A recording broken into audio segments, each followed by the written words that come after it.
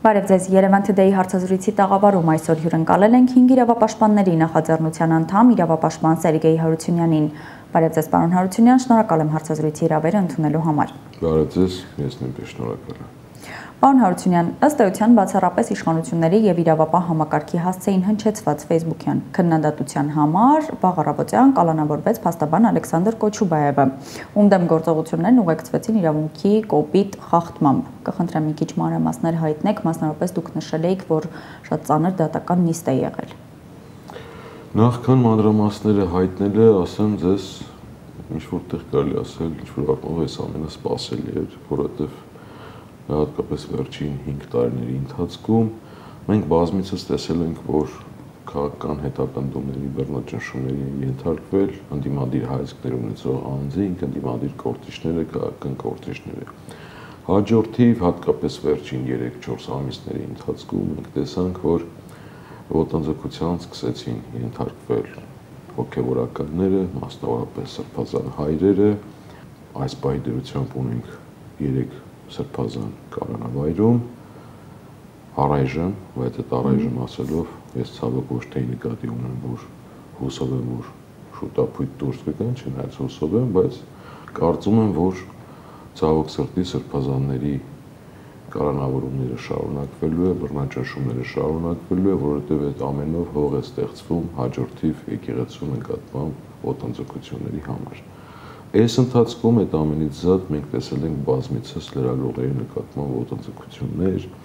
տեսել ենք բռնության գործադրում, քաղաքական ակցիաների ժամանակ ակնառու ուղղորդված բռնության դրսևորումներ, իբր պատահական երբեմն, բայց ակնհայտ է, որ շատ լավ էլ ոչ պատահական, եւ այս ողջ ժամանակահատվածում այս ողջ իրավախախտումների համար որևէ ոստիկան իրավապահ համակարգի աշխատակից պատասխանատվության չի ենթարկվել։ Եվ այս ողջ ներկա բնակի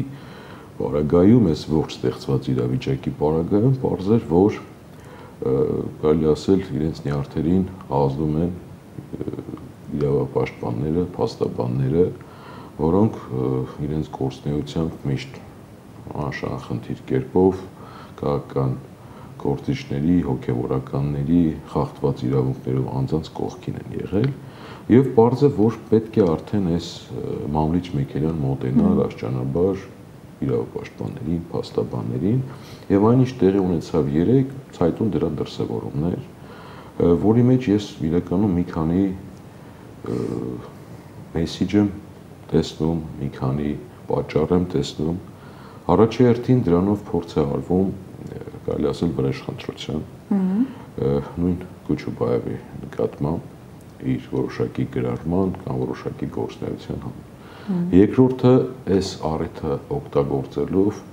մեսեջ եմ տեսնում իրավապահ համակարգի աշխատակիցներին, որ տեսեք ձեր արածը գնահատվում է,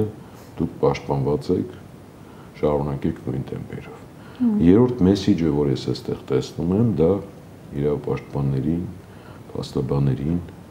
ուղղված մեսեջն է, որ տեսեք ընդհանրապես մի գրառման համար կարող է մասկի շոուով անձը բռնի կերպով ներկայումս սիրված ասֆալտին տապալվել եւ այնուհետեւ կալանավորվել, չնայած այն հանգամանքին, որ իրականում որևէ հիմք չկար կալանքի միջնորդության բավարարման համար, չնայած այն հանգամանքին, որ Կոչուբաևը ուներ 2 փոքրահասակ զավակ եւ հաջորդիվ սպասում է Աստված առաջ եւս մեկ բալիկի, առաջիկա օրերին կծնվի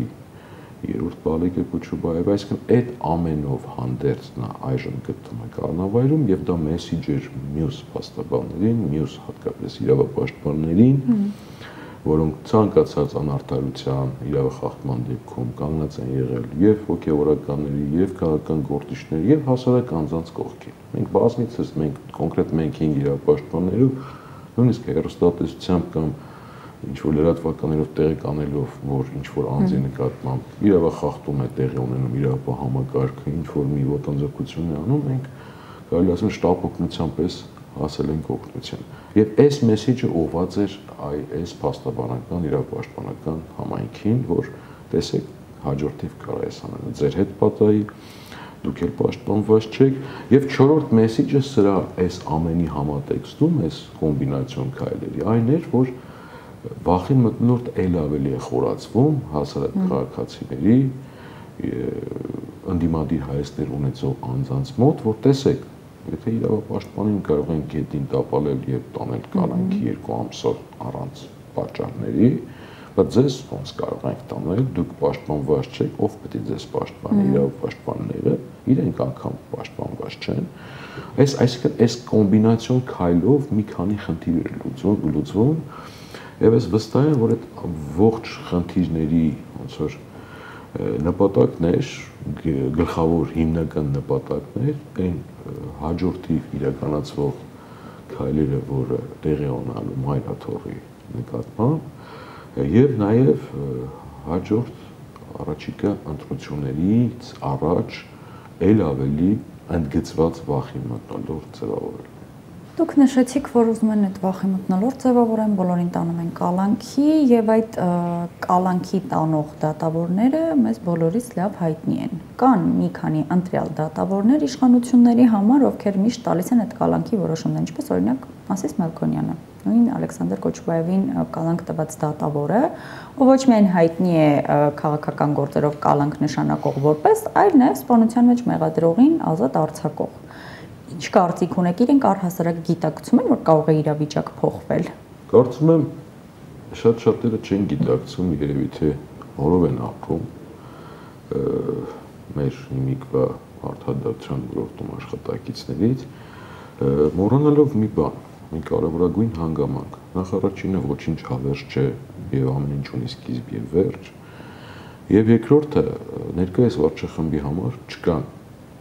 մշտական յուրայիններ, կա օրվա շահ։ Մենք բազմիցս ակնատես ենք եղել, որ եւ դատախազներ, եւ քննիչներ, եւ բարձրաստիճան պաշտոնյաներ,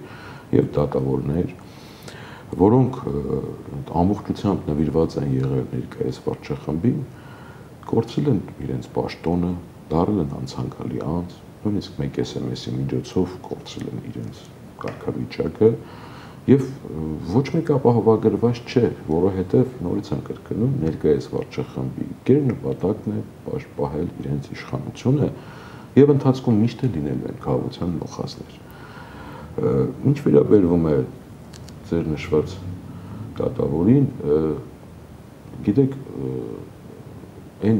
զուգադիպությունը, որ բարբերաբար հատկապես քաղաքական եւ այնպիսի գործերը, որտեղ իշխանությունը շահագրգռված ունի, այն հանգամանքը, որ այդ գործերը մակագրվում են, ասես մի քանի դատավորների, այսինքն 3-4, մաքսիմում 5 դատավորների, կարծում եմ, այդպիսի զուգադիպություն, այդպիսի վիճակագրություն չկա եւ, չգիտեմ, գիտնականները պետք է ուսումնասիրեն այդ ֆենոմենը, թե այդ ոնց է լինում, որ հատկապես քաղաքական կարևորագույն գործերով գործերը մակագրվում են նշված դատավորներին, պարզ է ինչ է կատարվում, գիտեք արդեն զավեշտալի վիճակ է ստեղծվել, մենք գոլեգաներով, երբ որ նմանատիպ գործ է լինում, հաստատ քննարկում ենք, թե այս դատավորին կմակագրեն, թե այս եւ հիմնականում ճիշտ են դուրս գալիս, որովհետեւ արդեն մենք գիտենք, թե որ դատավորն են մակագրելու։ Իսահակյանի ասած տառապանքները սփորձում։ Մենք տեսանք, որ Արագածոտնի թեմի գործով, ինչպես նաև Սամվել Կարապետյանի գործով եւս կալանավորված է զուտ եկեղեցուն աջակցող խոսքի համար, փաստացի Ալեքսանդր Կոչուբաևը եւս ի աջակցություն կալանավորված ձերբակալված հոգեվորականների հայտնվեց կալանավայրում, այդ գործերով ներգրավված էին 50-ից ավելի քննիչներ։ Սա ինչպես կմեկնաբանեք եւ քանի քննիչ էր ներգրավված Կոչուբաևի գործով։ Վերջից Կոչուբաևի գործով Կալանքի միջնորդության նիստի ժամանակ երկուսն էին, որքանով հասկացա 3 քննիչ են ներգրավված, ինչպես դուք ասացիք, Արագածոտնի թեմի հետ կապված 50-ից ավել քննիչներ, գիտեք, այդ կազմակերպվածությունը, այն ջանասիրությունը, որ իրենք նմանատիպ գործերով անում են, նախ անձն աչքով արդեն ցույց է տալիս, որ սա քաղաքական հետապնդման ցայտուն դրսևորում է, որ իշխանությունները ղեկավար մարմիններ դրան դեպքում ունեն ընդգծված շահագրգռվածություն Եվ երկրորդ բացասական եւ արատավոր հետևանքը, որ մենք այստեղ տեսնում ենք, դա այն է, որ այս ամենի հետևանքում երկրում գնալով աղագնալի ագնացող չափերի հասնում հանցավորությունը։ Մենք տեսնում ենք ամենօրյա կարելի ասել ռեժիմով տեղեկանում ենք կառնակահարությունների մասին, բազմաթիվ իրար հաջորդող սպանություններ։ Մենք տեղեկանում ենք, որ թմրադեղն է օր-օրի շատանում եւ արդեն վխտում է քաղաքում հատկապես։ Եվ այս ամենը գիտեք հենց սրա հետևանք է, որովհետեւ իրավապահ համակարգը, օպեր բլոկը,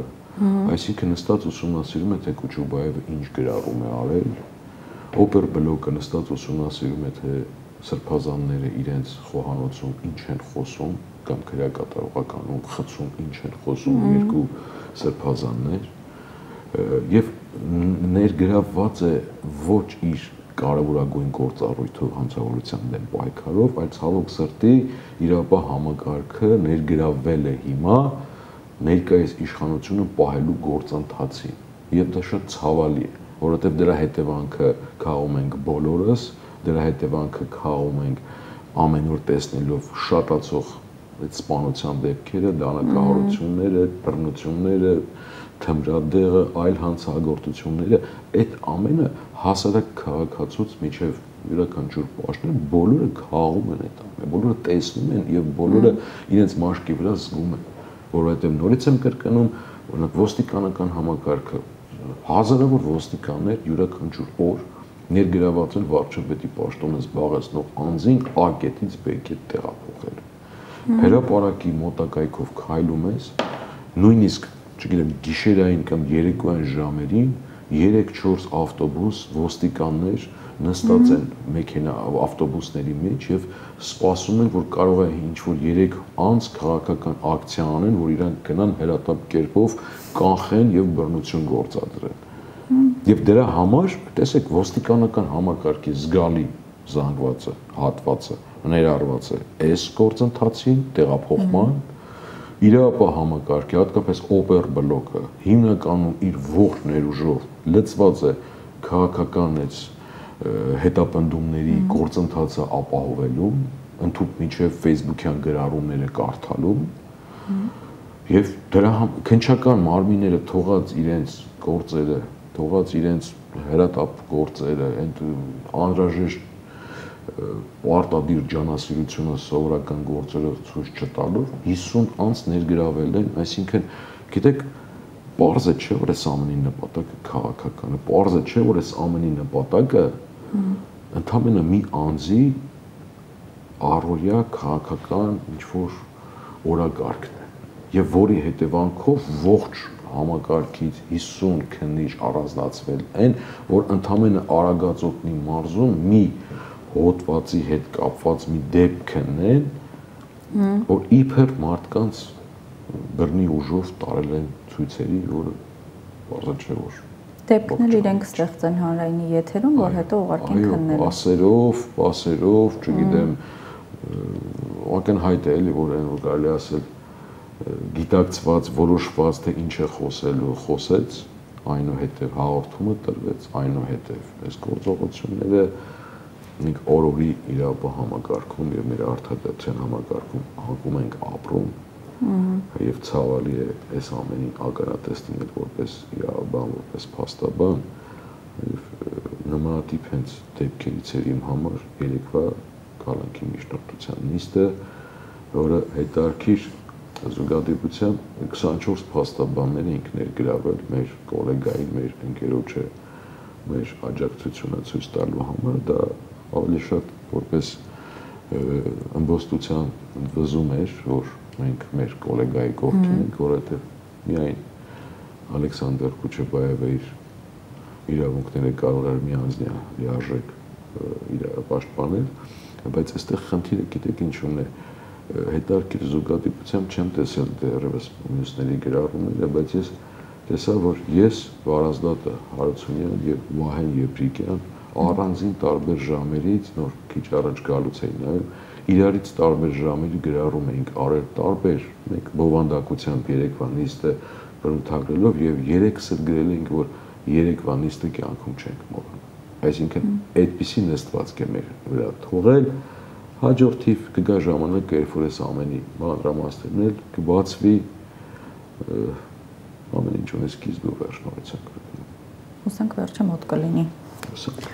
Որովհետև փաստացի մենք այսօր մեր երկրում ունենք մի հատ շատ վատ, մեղմ ասած շատ վատ իրավիճակ, երբ մի քանի օրում ես մեջբերեմ կալանավորվեցին Սիսական ջոկատի հրամանատար Աշոտ Մինասյանը, հայտնի որպես Աշոտ Երկաթ, Արագածոտնի թեմի առաջնորդ եպիսկոպոս Մկրտիչ Պրոշյանը, թեմի դիվանապետ Տեր Գարեգին Արսենյանը, փաստաբան Ալեքսանդր Կոչուբաևը, երկարաձգվեց Սամվել Կարապետյանի կալանքի ժամկետը, զուգահեռ ընթանում է Բագրատ Սրբազանի եւ մյուս քաղբանտարկյալների գործով դատական նիստերը, կալանավորված է Միքայել Սրբազանը։ Լավ, սրա վերջը որտեղ է այս իրավիճակին Հայաստանին ինչ անուն կարող ենք տալ առհասարակ։ Տեսեք, դուք ներկայացրեցիք նախորդ շաբաթվա ընթացքը։ Ընդամենը մի քանի օրվա։ Այս ամենը իմ նախորդիվ ասածի հավաստում էր։ Մենք գնում ենք դեպի անկում, դեպի իրավական, իրավաբանական հանձնարարության, դեպի արտադրության համակարգի անկում, այս ամենը ես ձեր թված բոլոր դեպքերը քաղաքական հետապնդման ցայտուն ակնառու դրսևորումներ են, այս ձնագունդը գնալով օր-օրի մեծանալու է, ինչպես մենք ամեն օր ենք ականատես լինում, գնալով նման տիպ դեպքերն ու քաղաքական հետապնդումները շատանալու են եւ ավելի մեծ զանգված են իրենց մեջ կլանելու եւ նորից եմ կրկնում, այս ամենն է, որ լծված են այս գործին իրավաբան համակարգի աշխատակիցները եւ որը անուղղակի կերպով բերել է հանցավորության շատ։ Այսինքն մենք այստեղ երկու վատ բացասական խնդիրի ենք ականատես լինում իրենց զբաղվածությունը նմանատիպ գործերով եւ այս ապօրինություններով բերում է մյուս ամենօրյա ռեժիմով տեղի ունեցող հանցավոր դեպքերին, որից ցավոք սրտի մենք ունենում ենք արդեն, չգիտեմ, այդ նույն ձևի եթե թվենք նախորդ շաբաթները, Աբովյանում դանակահարություն, Փարաքարում սպանություն եւ այլն, այս սա ողբերգություն է, հասկանում եք։ Մեկ օրում մի մարդը միանգամից 4 անձի կյանք է խլում եւ փաստացի մեր իրավապահ համակարգը զբաղված է ընդդիմադիրներին բանտարկելով։ Ինչ եք կարծում, հաշվի առնելով հոգեվորականների վրա այս գրոհը եւ նաեւ հոգեվորականներին եկեղեցուն աջակցողների վրա գրոհը, կլինի արդյոք գրոհ Էջմիածնի վրա Փաշինյանը կգնա մինչեւ անգամ կաթողիկոսին կալանքի տանելու ճանապարհով։ Ես կարծում եմ այո, կգնա, որովհետեւ դրա այդ որոշման մեջ եւ արտաքին եւ ներքին կարևորագույն խնդիրներ է ուզում դրանով վարչապետի պաշտոնը զբաղեցնող անձը լուծել եւ նաեւ հաշվի առնելով եկեղեցու հեղինակությունն ու ժողովրդի մոտ վստահությունը, վստահ եմ, որ կգնա օր-օրի այս օղակը սեղմելով, կգնա օր-օրի այս ապօրինությունները ել ավելի զարգացնելով եւ ցավոք սրտի նույնիսկ անհաջողության դեպքում ինչում շատ մեծ հույս ունեմ, եթե գիտակից հայրենասեր եւ առաքելական եկեղեցու զավակ զանգվածը իրեն ճիշտ դրսևորի նույնիսկ այդ պարագայում վստահ եմ չի ունենա հաջողություն, բայց միևնույն է եւ դրական եւ բացական ելքի դեպքում իրենց պարագայում մենք երկար տարիներ այս ամենը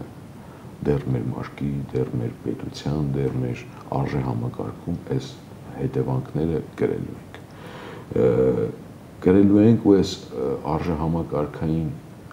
ինչ որտեղ խեղաթյուրումն ու խառնաշփոթներ, որ սենց եթե գլոբալ առումով վերցնենք, բերեց նրան, որ մենք ունեցանք չափազանց մեծ կորուստներ։ Մեր հերվանալն էր ինչ որ առումով կրոնից եւ Աստծոց, որ մենք ունեցանք այսպիսի ծանր կորուստներ, որ վերջի հատկապես 5 տարին կարծես ազգովի մղձավանջի մեջ ապրենք, այս ամենը այս արժե համակարգային խառնաշփոթն է, որ մեր մոտ կա եւ վստահ եմ, որ գնալու են եւ պիրտ կարելիով են գնալու են եւ անարդար խաղի կանոնները իրենք թելադրելով եւ ոչ ճիշտ կամ ոչ արժեքավոր դրսևորումները մենք առաջիկայում տեսնելու ենք քանի որ նորից եմ կրկնում օպեր բլոկը թողած հանցավորության դեմ պայքարը լծված է եղել հոգևորականներին հետևելով, ձայնագրելով, ուսումնասիրելով, մենք տեսնելու ենք, գիտեք ոնց ներքին խոհանոցային ինչ-որ ոչ հաճելի դրսևորումներ, որովհետև եկեք օբյեկտիվ լինենք, էլի, որքան էլ մարդը կարգավիճակներ ունենա, լինի պաշտոնյա, ուսուցիչ, հոգևորական, թե բժիշկ, մարդը մեղսավոր էակ է եւ գուցե ինչ-որ մի հարցում էլ թերացում լինի եւ գիտեք ոնց այդ ամենը օգտագործելը տվյալ դեպքում դա ես չեմ համարում բարոյական եւ բարձր որ նպատակը ինչն էր վստահ եմ կգնա եւ հուսով եմ որ եւ քաղաքական ուժերը դիմադիր կորցիչները մտավորականություն բառը չեմ ուզում այլևս ասել այն մարդիկ որոնք իրենց զավակն են համարում հայ առաքելական եկեղեցու ասկովի գիտակցեն հայ առաքելական սուրբ եկեղեցու դերը եւ կփորձեն այս ապօրինությունների դեմը իրավական օրինական ճանապարհով առնել Մեղսավորենք բոլորս, բայց այդ մեղսավորներին իբրև թե ջրի երես հանողը գոնե մի հատ իրեն նայի նոր անցնի ուրիշների քննադատությանը։ Ներողություն եմ խնդրում, բայց ձեր խոսքից իմ մոտ մի միտք եկավ հանճարեղ մուլտֆիլմ կա հայկական հայելի։ Երբ որ ամեն մարդ հայելու մեջ տեսնելով ինչեր է խոսում, մենք այդ տխուր իրականության մեջ ենք ապրում։ Մենք պետք է ազգովի գիտակցենք մեր սխալները, ազգովի ապաշխարենք, ազգովի հասկանանք ինչն է պատճառը, որ մենք հասել ենք այս հանգրվանին եւ ոնց կարող ենք մենք հաջորդիվ գնալ դեպի այն վիճակը, որ այս երկիրը ոչ թե կործանվի, այս հազարամյա ժողովուրդը ոչ թե հերանա, այլ չէ, այս երկիրը ուժեղանա, կորուստները հետ բերենք եւ հասկանանք ոնց ենք անում, որ հաջորդիվ մեր երկրում ծնված եւ մեծացած 18-ամյա դարձած քաղաքացին գրի այն արժեքները, որը ուժեղացնում եւ զարգացնում են պետությունը, որը հայ ժողովրդի ապագան է, ոչ թե այն իրավիճակն ու արժեքային համակարգը, որ մենք ունենք այսօր։ Օրինարությունն մենք բոլոր շատ լավ հասկանում ենք, որ սրանք նախընտրական բռնաճնշումներ են։ Մարդիկ պատրաստվում են ընտրությունների եւ փորձում են չեզոքացնել իրենց հակառակորդներին, հակառակորդներին պաշտպանողներին եւ առհասարակ իրենց բոլոր ընդդիմախոսներին։ Որոշ պարագաներում ցավոք նաև նկատում ենք օրինակ գործարարների դեպքում, որ բռնաճնշումները ունենում են իրենց ազդեցությունը։ Փաստաբանների պարագայում կարող են արդյոք բռնաճնշումները ունենալ հետևանքներ։ Նախքան վերջին հատվածին հարցի անդրադառնալ փաստաբանների հետ կապված, մենք մեր երկրում հատկապես վերջին տարիներին ունեցել ենք այսպիսի մի արատավոր մթնոլորտ։ Յուրաքանչյուր անձ, յուրաքանչյուր ինչ-որ սոցիալական խումբ միշտ մտածել է ինձնից հեռու դերևս մեզ չեն հասել, կներեք բառը հայերեն չի լավ չեմ ասի այդ բառը, գուցե մեզ չհասնեն եւ մենք ինչ ենք ականատես եղել։ Երբ գլոբալ կարևորագույն խնդիր կար, որ մի մարդու պես պետք է կանգնենք Արցախի կողքին, շատ շատերը գլուխ էին պահում։ Եվ հետո գլոբալ կարևորագույն հարցերից հետո արդեն լոկալ հարցեր եկավ, ինչ որ սոցիալական խմբերի, մսավաճառների, երթևեկության հետ կապված, ինչ որ չգիտեմ, թանկացումներ, խաղողի մթերումներ եւ այլն, եւ մարդիկ մտածում են, որ իրենց թվում է, որ իրենց փոքրիկ խմբով իրենք իրենց հարցը կարող են լուծել, ոչ, այստեղ խնդիրը գլոբալ է։ Եվ այս մեծ հարցերով լռելն է, որ բերել է երկիրը այս վիճակի։ Երբ որ մարդիկ անտարբերություն են դրսևորել, երբ որ տեսել են, որ չգիտեմ, հարևանին կառնավորեցին ապօրինի, անտարբերություն են դրսևորել։ Երբ որ տեսել են, որ արցախցիների նկատմամբ անարդարություն է տեղի ունենում, անտարբերություն են դրսևորել։ Երբ որ տեսել են նույնիսկ, որ չգիտեմ, իր հարևանը մինչ այդ բնակարանը վարձով էր տալի, չգիտեմ, X դրամով ու հիմա արդեն 2 կամ 3x-ով է տալիս, չեն քննադատել ու դատապարտել կամ իրենք են մտածել, իրենք էլ այդպես անեն, գնան,